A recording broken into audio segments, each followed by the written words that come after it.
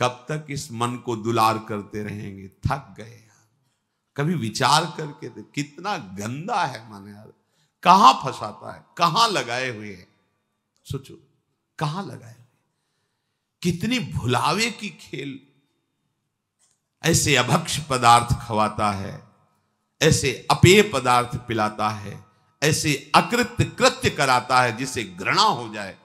पर ये माया ऐसा आसक्त कि उसी में वो जीना, उसी में सुख, उसी में वो आनंद का अनुभव करना चाहता है।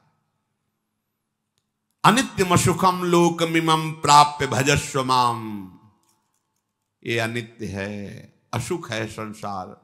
प्रभु का भजन करके प्रभु को प्राप्त हो, स्वयं कह रहे हैं इस अनित्य में मत फंसो। ये तुम्हें स्वतंत्रता दी गई, तुम प्रारब्ध के अधीन नहीं हो, कोई पशु नहीं हो, मनुष्य हो। प्रारब्ध शुभ अशुभ कर्मों के जो संचित हैं उनमें से कुछ परिणाम निकालकर इस शरीर को दिया गया है।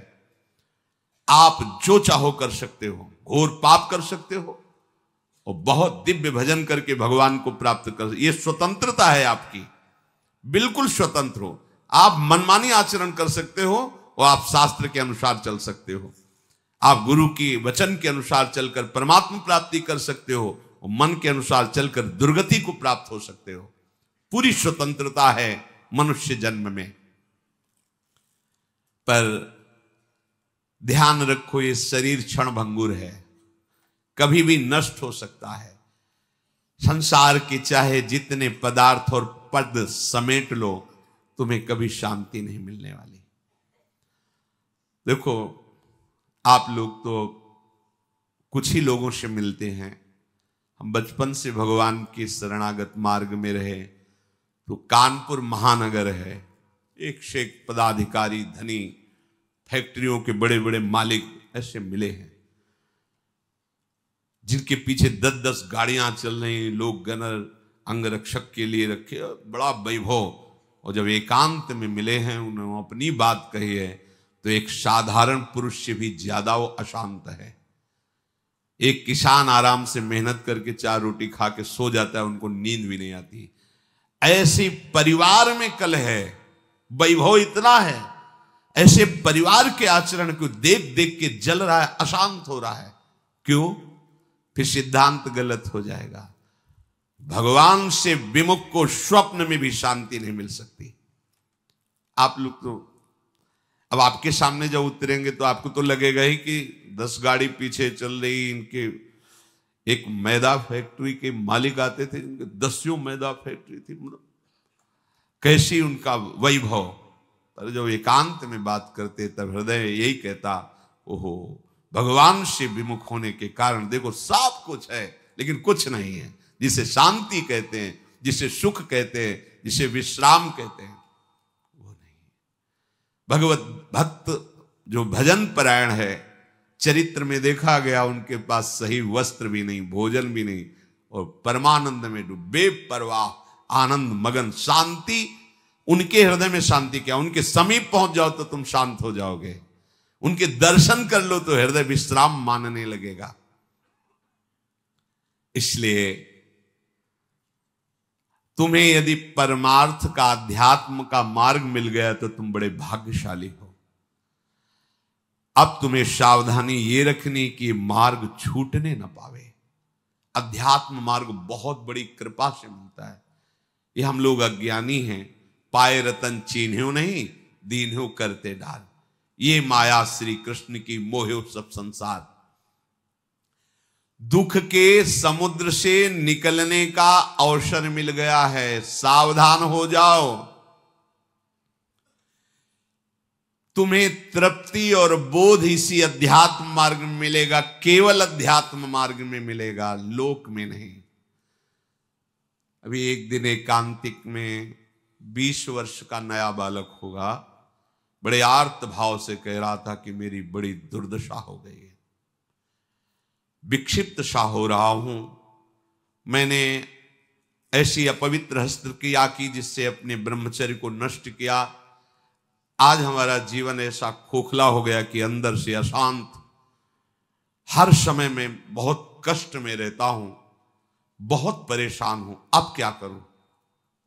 सोचो, अभी 20 वर्ष की अवस्था, अभी तो यौवन का रंग आने वाला है, और वो अपने आप को इस स्थिति में ले गया। अब क्या होगा? बस किस हेतु से गया वो ऐसी स्थिति में? एक जनेंद्री ने फंसा लिया कि इसके घर्षण में सुख है। स्थिति क्या हुई? पूरे जीवन की नींव नष्ट कर दी। सुख का और तृप्ति का एकमात्र उपाय अध्यात्म है। देखो, पूर्व इतिहास में, शास्त्रों में पाया गया, चाहे राजा का राजकुमार हो या किसी गरीब का लड़का हो, दोनों गुरुकुल में एक समान रहते थे। गुरुकुल में 20 वर्ष 25 वर्ष तक शास्त्र शिक्षा, ब्रह्मचर्य, संयम, नियम, फिर अपने अपने अधिकारानुसार गृहस्थ धर्म या विरक्त धर्म का अनुसरण। तो गृहस्थ में भी रहते हुए वो महात्मा ही रहते थे, क्योंकि उनकी नींव बन गई है। आज हम सुख की लालसा से अपने को ऐसा नष्ट किए दे रहे, पर सुख अध्यात्म में है, इस दुखद संसार के मार्ग में नहीं। तृप्ति का बोध अध्यात्म में मिलेगा, भोगों में नहीं। खुल के समझ लीजिए। नए नए बच्चे हैं, सर्च करते हैं, तो उनको ऐसे सूत्र हमें दिखाए। जब ब्रह्मचर्य के विषय में चर्चा हुई थी, तब वो साइड में ये लोग पढ़े लिखे दिखाए कि देखो ये क्या बोल रहे हैं। वो बोल रहे हैं, जब तुम्हें कोई फ्रस्ट्रेशन धोखा आवे, तब आप ऐसा कर लो, बड़ी शांति मिलेगी और आपका खून बढ़ेगा। नए नए बच्चों को लगा कि सुख भी मिलेगा और स्वास्थ्य भी बढ़ेगा और फ्रस्ट्रेशन भी जाएगा, मतलब लाभ है। सर्वनाश कर दिया इन अज्ञानी लोगों ने, सर्वनाश कर दिया। ये उन महात्माओं के वचन हैं जो जीवन में अनुभव किए हैं। जो विषयी पुरुष भोगों को सुख मानता है, वो निर्णय कर सकता है जीवन उज्जवल कैसे बनेगा, बलवान कैसे बनेगा। बिना संयम के, बिना नियम के आज तक कोई बलवान बन पाया है? कैसी दुर्दशा बच्चों की हो रही। छोटे छोटे बच्चे जिनका भविष्य उज्जवल होना है, तेजस्वी होना है, जो हमारे देश के काम आवे, जो हमारे समाज के काम आवे, वो अपने शरीर की ऐसी दुर्दशा कर ली कि वो खुद जीने के लिए परेशान है। तुम्हारे समझ में नहीं है तो हमारे पास आते हैं तो बताते हैं नई नई अवस्था की क्या हुआ। सुख की खोज गलत जगह। अध्यात्म में सुख है, सच्ची मानिए। ब्रह्मचर्य एक वो महान आशीर्वाद है भगवान का। आपसे कोई और साधन न बनता हो, यदि ब्रह्मचर्य है, एक अपार शीतलता, कोई भी रोग तुम्हें परास्त नहीं कर सकता। सच्ची एक नवीन उत्साह, बुखार है, किडनी फेल है, दर्द है, एक नवीन उत्साह, एक नवीन बल तुम्हें कहीं झुकने नहीं देगा। सोचो, जिसके निकलने में तुम सुखानुभव करते हो, उसको रोकने में कितना महान सुख होगा। पर ये बातें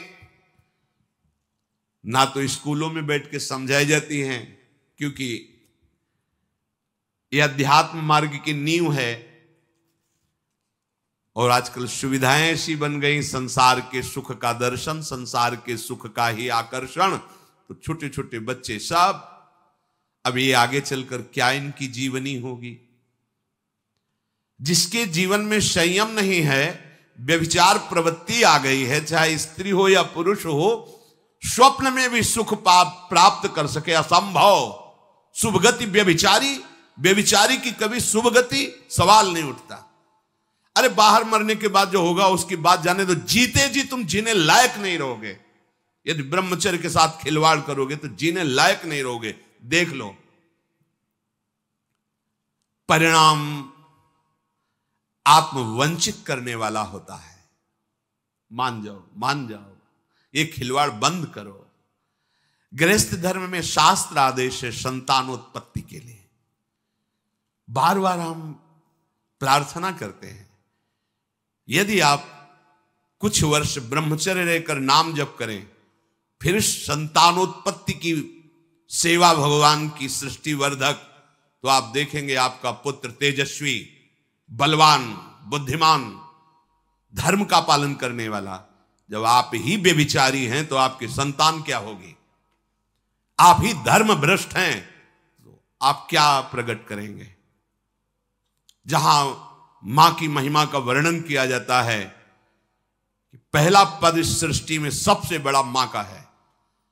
एक सन्यासी भी जब मां को देखता है तो दंड सहित साष्टांग दंडवत करता है।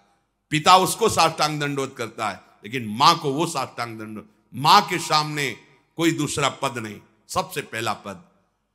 जब हमारे पवित्र आचरण नहीं होंगे तो हम क्या अपने बच्चों को शिक्षा दे देंगे? क्या उनको आगे बढ़ाएंगे? अध्यात्म का परिचय ही नहीं तो हम क्या बताएंगे?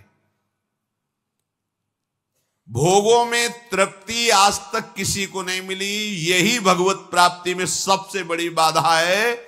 ज्यों ज्यों तुम भोग भोगोगे वैसे वैसे भोग आसक्ति बढ़ती चली जाएगी।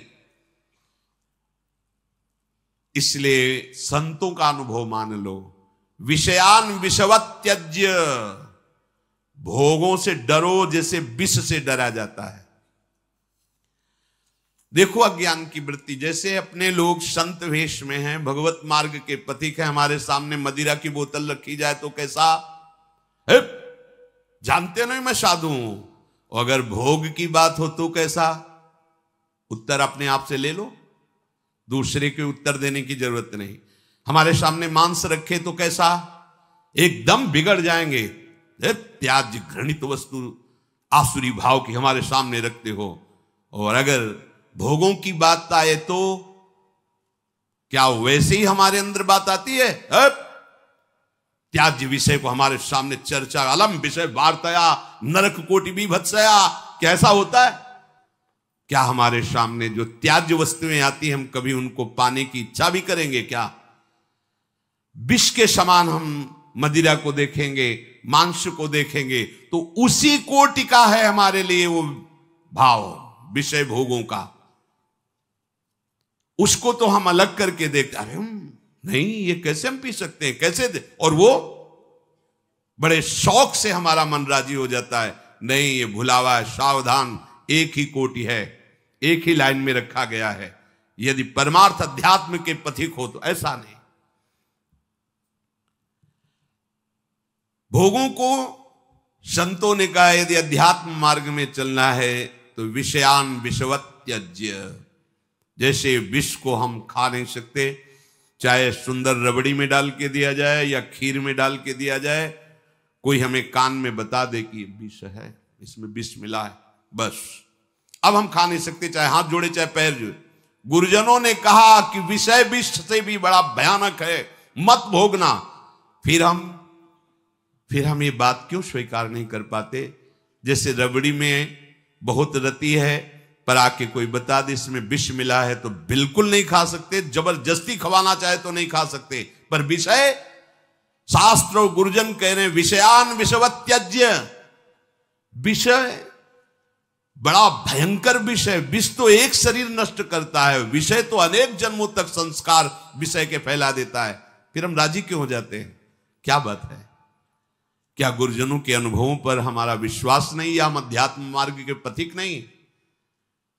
वो चैप्टर ही हमारा नहीं है। हमारा मार्ग अध्यात्म मार्ग है, चाहे गृहस्थ हो चाहे विरक्त हो। एक पत्नी व्रत धारण करने वाला गृहस्थ ब्रह्मचारी ही माना जाता है। जो केवल संतानोत्पत्ति के लिए गृहस्थ क्रिया करता है उसे ब्रह्मचारी ही माना जाता है। नाम जप करते हुए अतिथि सेवा, परिवार का पोषण, वो साधु ही माना जाता है। हमारे मन में जो भोगों की स्फुरणा होती है उसके कई कारण होते हैं। एक तो होता है संचित पाप राशि जो पूर्व में जमा है, प्रायः इसी से भोग स्फुरणाएं होती। दूसरा संग से होती।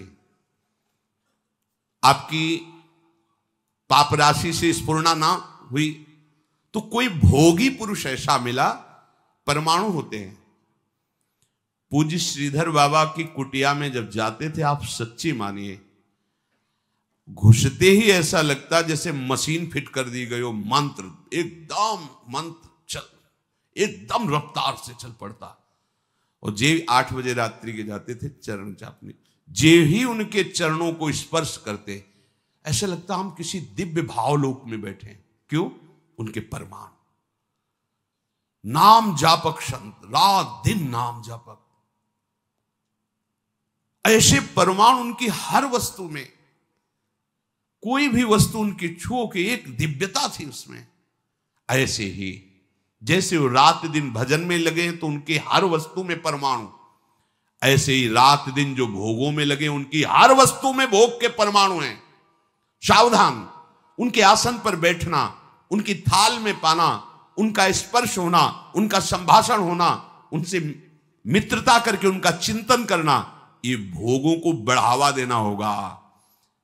इसी को विपरीत देखो संतों के प्रति, उनके समीप बैठना, उनका जूठन पाना, उनको देखना, उनसे संभाषण करना, भजन का बढ़ावा होगा। देख लेना।